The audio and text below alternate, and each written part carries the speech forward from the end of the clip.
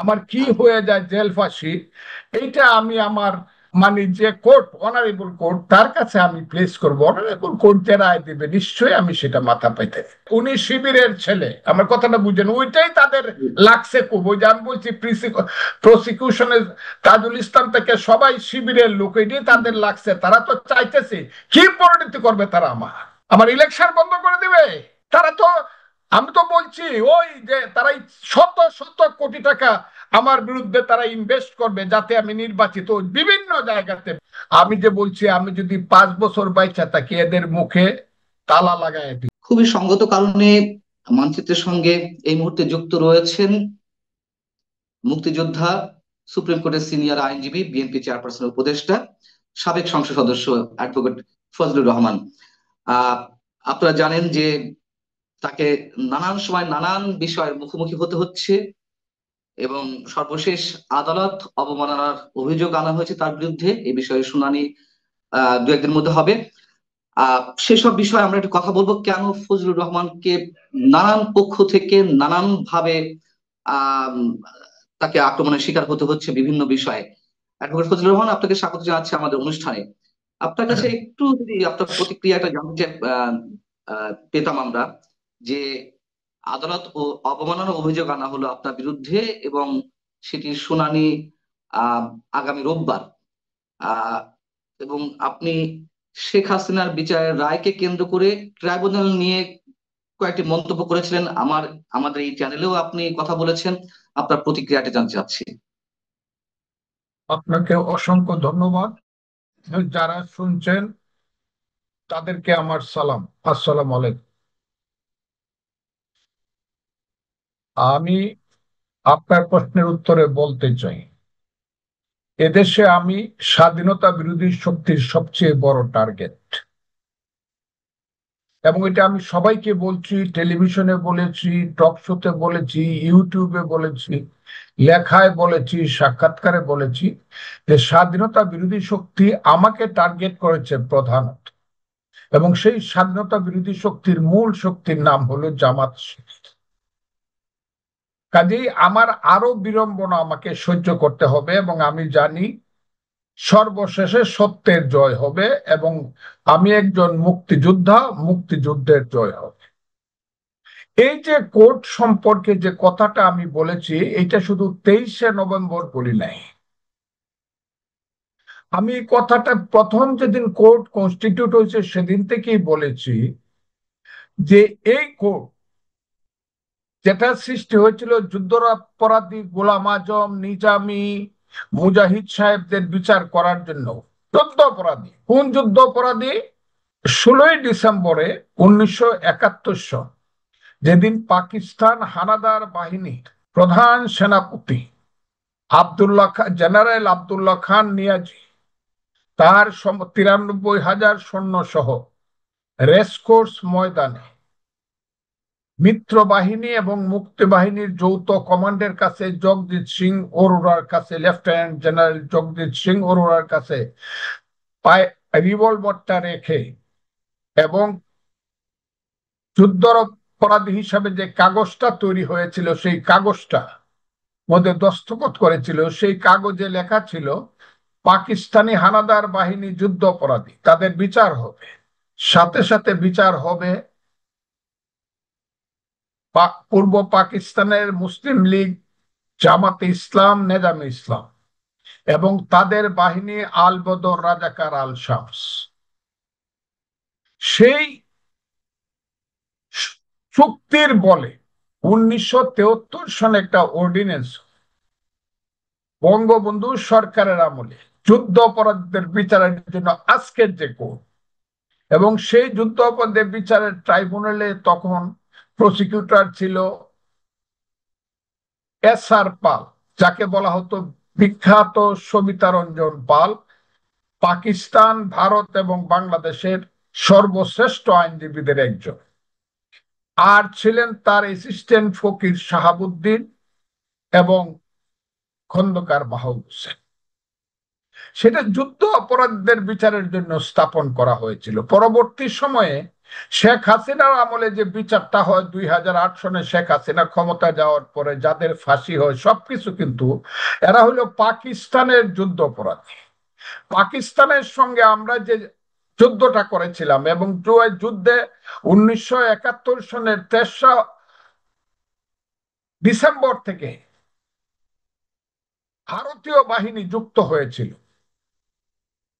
এই যে যুদ্ধ, সেই যুদ্ধে যারা অপরাধ করছে তাদের বিচারের জন্য সারা পৃথিবী সেই যুদ্ধে সংশ্লিষ্ট ছিল। এর মধ্যে পৃথিবীর দুইটা সবচেয়ে বড় শক্তি, একটা হলো আমেরিকা ছিল পাকিস্তানের পক্ষে, আর সোভিয়েত ইউনিয়ন আজকের রাশিয়া ছিল সেদিন আমাদের পক্ষে। কাজে এখানে সারা বিশ্বের একটা সংযুক্তি ছিল আমাদের মুক্তিযুদ্ধের সঙ্গে। এই মুক্তিযুদ্ধে তৎকালীন ভারতের প্রধানমন্ত্রী ইন্দিরা গান্ধী বিশ্বযুদ্ধের রিস্ক নিয়েছিলেন, কারণ বঙ্গোপসাগর পর্যন্ত আমেরিকার 7ম নৌবহর এসে পড়েছিল। তারপরও যুদ্ধ তিনি থামান নাই, পাকিস্তানিদেরকে সারেন্ডার করতে বাধ্য করেছে। ওই যে কোর্ট, এই কোর্টের সঙ্গে শেখ হাসিনার যে অপরাধ আর পাকিস্তানিদের যুদ্ধ অপরাধের অপরাধ তো এক অপরাধ না, এটাকে একসাথে মিলাইলে চলবে না তো। পাকিস্তানের যুদ্ধ বলতে বিচারটা হলে যে কারণে বলা হয় আন্তর্জাতিক অপরাধ দমন ট্রাইব্যুনাল। শেখ হাসিনার ব্যাপারটা তো এখানে আন্তর্জাতিক নাই, এলো জাতীয় যুদ্ধ। সেটাও যুদ্ধ না, জাতীয় আন্দোলনে, গণতান্ত্রিক আন্দোলনের বিরুদ্ধে শেখ হাসিনা সরকার অবস্থান নিয়েছিল। এইরকম অবস্থান এরশাদ নিয়েছিল, অনেকেই নিয়েছিল। এইরকম অবস্থা হাসিনা নিছে, তার সময় লোক মারা গেছে অনেক বেশি, যেটাকে বলা হচ্ছে 1400। আমি অবিশ্বাস করি না, কিন্তু সেই যুদ্ধটা তো আন্তর্জাতিক না, এটা একটা গণতান্ত্রিক সংগ্রাম বা একটা গণতান্ত্রিক আন্দোলন বা একটা গণ অভ্যুত্থান। এইটার সঙ্গে পাক্কু থাকার 30 লক্ষ লোকের রক্ত, 2 লক্ষ মা বোনের ইজ্জত, সমস্ত বাংলাপুরে সরকার, হাজার বছরের আমার মুক্তিযুদ্ধের শ্রেষ্ঠ অর্জন মুক্তিযুদ্ধ, সেইটাকে মিলে একই কোর্টে শেখ হাসিনার যে বিচারটা করছে, সেইটা আমি সমর্থন করি না। আমি একটু জিজ্ঞাসা করছি অ্যাডভোকেট ফজলুর রহমান আপনাকে, প্রসিকিউশন টিমের অন্যতম সদস্য গাজী মনোয়ার যেটি আদালতের উদ্দেশ্যে বলছেন, আপনি যে কথাগুলো বলছেন, আমাদের এই মানচিত্র চ্যানেলে এর আগে যা বলেছেন এই প্রসঙ্গে অন্য জায়গায় যে যা বলেছেন তা হচ্ছে এরকম যে বেসরকারি টেলিভিশন চ্যানেলের টক শো গুলোতে ফজলুর রহমান বলেছেন তিনি এই ট্রাইব্যুনাল মানেন না। তার যুক্তি, এই ট্রাইব্যুনাল তৈরি হয়েছে 1971 সালে মুক্তিযুদ্ধের সময় সংঘটিত যুদ্ধাপরাধের বিচারের জন্য। এই ট্রাইব্যুনাল অন্য কোনো বিচার হতে পারে না। এই ট্রাইব্যুনাল মানবতা বিরোধী অপরাধ, গণহত্যা, যুদ্ধাপরাধ, ক্রাইম এগেনস্ট পিস এর বিচার করতে পারেন। এখন মানবতা বিরোধী অপরাধের বিচার হচ্ছে ফজলুর রহমানের মাথায় শুধু যুদ্ধাপরাধের বিচারের বিষয়টি, মানে এই ট্রাইব্যুনাল তো মানবতা বিরোধী অপরাধ ট্রাইব্যুনাল, তাই না? আর এই আমাদের এই এখানে এই প্রশ্নের উত্তরটা আমি এখন দিব না, ওইটা আমাকে যেদিন ডাকবে সেদিন দিব। আমার কথাটা বুঝেন আপনি, জি তারা কি বলতেছে আমি এখনো জানি না, কারণ আমি এখন নোটিশ পাই নাই বা কোর্ট আমাকে ডাকেই নাই এখন। জি কাজে তারা কি বললো ওইটার উত্তর আমি দিচ্ছি না, আমি যে কথাটা বলছি সেটা বলি। এখনো আমি বলছি, এই যে জি কোর্টটা কনস্টিটিউট হয়েছে, গঠন করা হয়েছে, আমি বলছি এই কোর্টটা আন্তর্জাতিক যুদ্ধ অপরাধী কোর্টের মতো এইখানে গঠন না করলেও চলতো। আর একটা ট্রাইব্যুনাল গঠন করা হোক, এবং কঠিন এইগুলো আমি বলছি তো, খালি আমার কথা ভেঙে ভেঙে বললে তো হবে না। জি আমি তো সেদিন হাজির হব, আমার আমার যদি কথা, আমার কন্টেম্প করতে, আমার টোটাল 1 ঘন্টা 10 মিনিটের টোটাল আমার বক্তব্যটা শুনতে হবে। আমার 1 লাইন 2 লাইন শূন্য তো বললে হবে না। আমি খুব ক্লিয়ার বলছি, বিচারের ব্যাপারে আমার কথা নাই, বিচারের ব্যাপারে আমার কোনো প্রশ্ন নাই, কিন্তু এবং যারা বিচার করতেছে তাদের ব্যাপারে আমার কোনো প্রশ্ন নেই। প্রশ্ন শুধু কোর্টটার ব্যাপারে, যে কোর্টটা কনস্টিটিউট হয়েছে। কারণ এই কোর্টটা এমন ভাবে তৈরি করা হয়েছে, যখনই সরকার, এই সরকার তো আর 3 মাস থাকবে যদি গণতন্ত্র আসে। আমি তো বলতেছি এই সরকারকে কেউ রাইফেল দিয়ে উড়াই দেবে। ইউনূস সরকার তো 3 মাস থাকবে। যদি ইলেকশনের মাধ্যমে একটা সরকার আসে, তখন তো কোর্টের চিত্রটা ভিন্ন হবে। রিট কোর্ট গুলা তখন অনেক বেশি স্বাধীন হবে। আর সেই রিট কোর্টে আমি কথাগুলা বলছি তো, কেউ যদি প্রশ্ন করে বা প্রশ্ন উত্থাপন করে যে 71-এর যুদ্ধ অপরাধী ট্রাইব্যুনালের মতো করে বা ট্রাইব্যুনালে এই ট্রাইব্যুনাল করাটা, এই বিচার করা ঠিক হয় নাই, আর রিট কোর্ট যদি বলে ইয়েস এই কোর্টটা কনস্টিটিউট এইভাবে করা ঠিক হয় না, এবং এপিলেট ডিভিশন যদি এন্ডোর্স করে, তাইলে যে কোর্টই গঠন করা ঠিক হয় না, রায়টা কতটুকু ঠিক থাকবে এক। এবং আমি এটাও বলছি যে শেখ হাসিনার বিচার কঠিন ভাবে করা হোক, যাতে উপরে গিয়া টিকে। কারণ ওই যে আজহার সাহেবরে যে বিচার করছিল জামাতের, উনারে কিন্তু ট্রাইব্যুনাল ফাঁসি দিয়েছিল, হাইকোর্ট সুপ্রিম কোর্ট বহাল রাখছিল, অ্যাপিলেট ডিভিশন রিভিউ করে কিন্তু উনি ছাড়া পাইছে সরকার পরিবর্তন হওয়ার কারণে। এই ধরনের ফাঁক ফুকর যাতে না থাকে, এমনকি প্রসিকিউশন কি কোথাও না, ওই যে কথাটা আমি বলছি, প্রসিকিউশনের সাথে কি কারো না কারো সেই সংযুক্তি আছে যে বিচার ব্যবস্থা কোর্টের মধ্যে একটা ফাঁক রেখে দেওয়া, ওই কথাটাও কিন্তু আমি তুলছি। আমি তো চাই কঠিন বিচার হোক এবং সঠিক বিচারটা হোক, এই কথাটা আমি বলছি ভাই। হ্যাঁ, আমি এই কথাগুলো আপনি বলেছেন। বিচারের ব্যাপারে কোনো কথা বলি নাই। এখন তারা যখন যদি আমাকে ডাকে, এমনও তো হইতে পারে তাদের কথা শুনে বলতে পারে যে না, এটার মধ্যে কোনো সাবজেক্ট নাই, সাবজেক্ট ম্যাটার নাই, এটা আমরা তাকে করলাম না, ডাকলাম না। আর অনারেবল কোর্ট যদি আমাকে ডাকে, তখন আমার কথা আমি অনারেবল কোর্টের সামনে গিয়ে উপস্থাপন। আমি তো আমি কোর্টের, আমি তো 48 বছর যাবত কোর্টে প্র্যাকটিস জি, করে ভাত খাই, কাজে আমি তো আইনের মানুষ। আমি বলছি, নিঃসন্দেহে। আমি বিএনপির নেতা হিসাবে, রাজনীতিবিদ হিসাবে কথা বলছি না, আমি একজন মুক্তি, ওইখানেই বলছি, আমি একজন মুক্তিযোদ্ধা হিসাবে এবং আইনজীবী হিসাবে কথা বলছি। কিন্তু তো গাজী কাজে মনোয়ার, জি, গাজী মনোয়ার যেটি বলেছেন, প্রসিকিউটর গাজী মনোয়ার, আমি একটু আপনাকে একটু শোনাতে চাই। আপনি এটাও বলেছেন, আমি নিজে আপনার কাছ থেকে শুনেছি, আপনি বিভিন্ন জায়গায় বলেছেন, এই আপনি যে কথাগুলো বলছেন এর বাইরে নিশ্চয়ই অন্য কিছু বলেননি। আপনি বলেছেন এই ট্রাইব্যুনালে যে প্রক্রিয়া শেখ হাসিনার বিচার চলছে সেই ট্রাইব্যুনালকে আমি মানি না, এইভাবে বলেছেন। কিন্তু যুদ্ধাপরাধ ট্রাইব্যুনালটা বা মানে না, ইয়েস হ্যাঁ, ইয়েস, রাইট। তো ট্রাইব্যুনালটাই আমি চাই না, এই ট্রাইব্যুনালটাই আমার কাছে রং মনে হইতাছে, রংলি কনস্টিটিউটেড। আপনি রাইট, আমার এই কথা কথাগুলো এটা আপনি আমি বলেছেন। বলতে পারবো না, তাইলে তারা জাতিসংঘের মহাসচিব আইনে দাঁড় করা, মানবাধিকার যে 6টা সংস্থাকে আইনে দাঁড় করা, ওই যে হুম, হুম। ইউরোপের সমস্ত রাষ্ট্রগুলো বলছে এই বিচারটা সঠিক হয় না, এর মধ্যে ফাঁক, তাদেরকে আইনে দাঁড় করা। আমার মতো একজন নরম মানুষ পায়া, অসহায় মানুষ পায়া, আমাকে, আমার উপরে কেন বিচার চলছে? তাহলে সারা পৃথিবী বলতেছে বিচারটা এটা বোধহয় ঠিক হয় নাই, জাতিসংঘ থেকে দৈরে মানবাধিকার সবাই বলতেছে, আমি কি একা বলতেছি নাকি? এবং আমার কথা কি? প্রসিকিউটর কাজী মনোয়ার যেটি উল্লেখ করছেন এটি আমার কাছে কেমন যেন একটু খটকামা, এই শব্দগুলো কেমন আচ্ছা, যেন। মনোয়ার যেটা উপস্থাপন করছে তাদের পক্ষে, যেদিন আমি গিয়ে আমার পক্ষে যদি আমাকে ডাকে, আমি তখন তাদের প্রশ্নের, আমি আজকে মনোয়ারের প্রশ্ন বা এদের কারণে, এদেরকে আমি আজকে রসগোল্লা খুঁজছিলাম, হাইকোর্টে রসগোল্লা নাই বইলা এদের কাছে পাঠাইতে পারছি না। ওই আমার এক বন্ধু আছে, ছোট বন্ধু, ওরে আমি তুমি ডাকি, তার নাম তাজুল ইসলাম, তিনি হলো চিফ প্রসিকিউটর। তিনি হুম, আবার হুম। ময়মনসিংহ মানুষ, জামালপুরের মানুষ, আমি তার ছোট ভাইয়ের মতো দেখি মনে করছিলাম। তাজুল যখন কেসটা করাইছে, ওর একটু মিষ্টি পাঠায়, আর যারা কেসটা করছে এদেরকে মিষ্টির সাথে একটু নিমকিও পাঠায়, এরা খুঁজে পাইছি না আমি। আমি হাইকোর্টে কোনো দেখা যাবো না, আমি মিষ্টি লই যাবো এদের জন্য। আমার কি আচ্ছা, হয়ে যায় জেল ফাঁসি, এইটা আমি আমার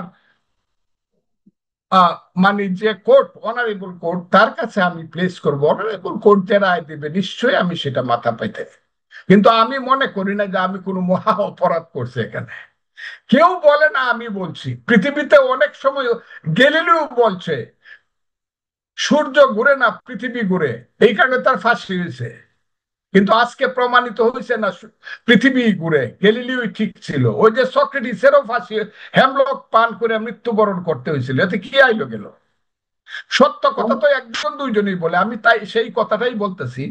অ্যাডভোকেট ফজলুর রহমান, তার মানে আপনি বলতে চাচ্ছেন যে আপনার জেল ফাঁসি যাই হোক না কেন, আপনি এখনো মন্তব্য করতে চাইছেন যে শেখ হাসিনার বিচারের জন্য যেই ট্রাইব্যুনাল গঠিত হয়েছে বা যে ট্রাইব্যুনাল চলছে সেটি আপনি এখনো মানেন না, তাই তো?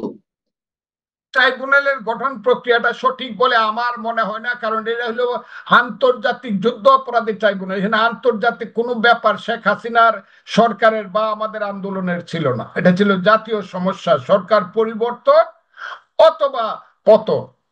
এইটার মধ্যে আন্তর্জাতিক ওই যে তৃতীয় বিশ্বযুদ্ধ হয় নাই যে সপ্তম নৌবহর আইসা পড়ছে বঙ্গোপসাগরে, পাকিস্তানের সঙ্গে ইন্ডিয়ার যুদ্ধ লাগে, এইগুলা মুক্তিযোদ্ধার সঙ্গে পাকিস্তানিদের 9 মাস, এটা হয় নাই তো। আমি তো বলছি সেইটা, সেই বিচার ঠিক আছে হিমালয়ের সঙ্গে আপনি, হিমালয়ের সঙ্গে আপনি টিলারে মিলাইতে যান কেন, বাঘের সঙ্গে বিড়ালে মিলাইতে যান কেন?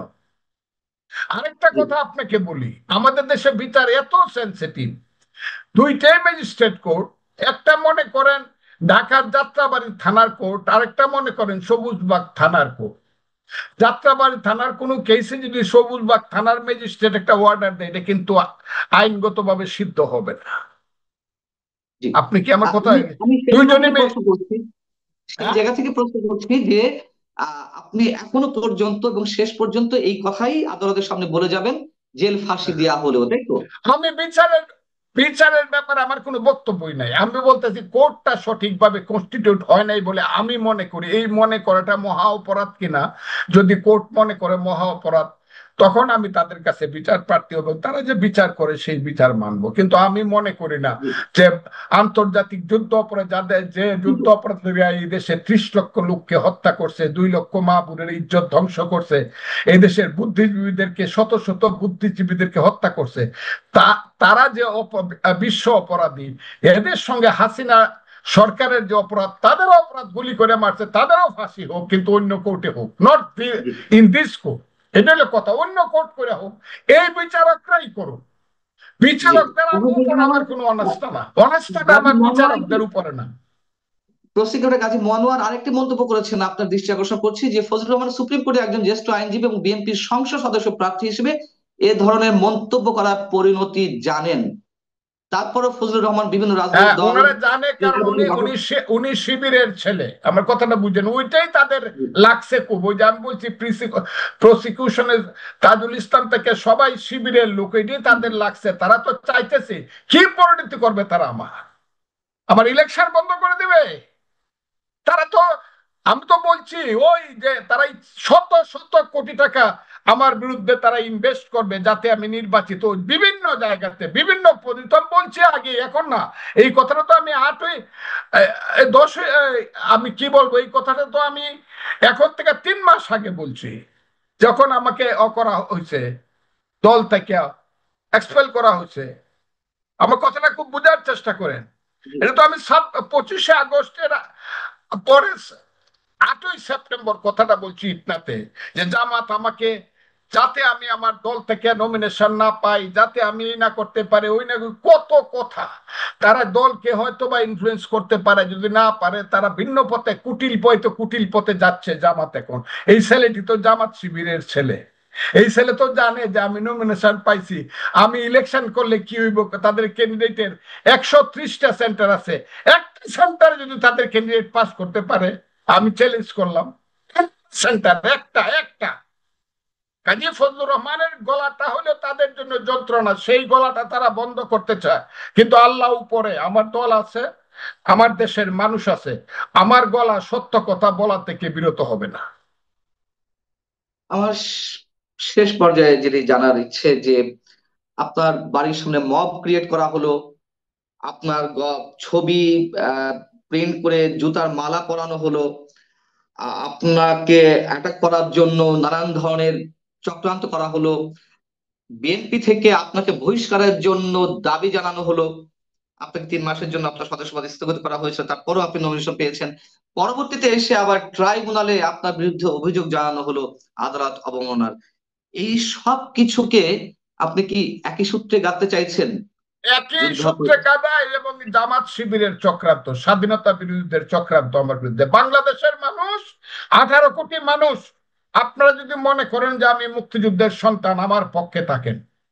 জামাত শিবির অবশ্যই। আমার বিরুদ্ধে কত চক্রান্ত করছে, এই লোক কথাটা, এটা জি। তাদের চক্রান্ত, আর কিচ্ছু না।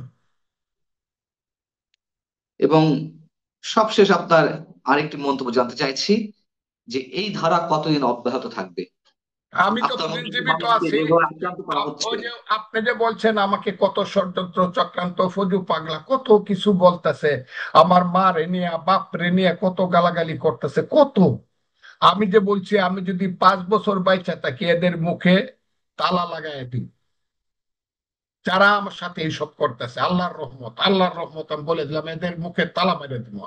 আপনিও 3 মাস জেল খাইতে আসলেন বিনা কারণে, হয়েছেন, অনেকেই হয়েছে, আরো হবে।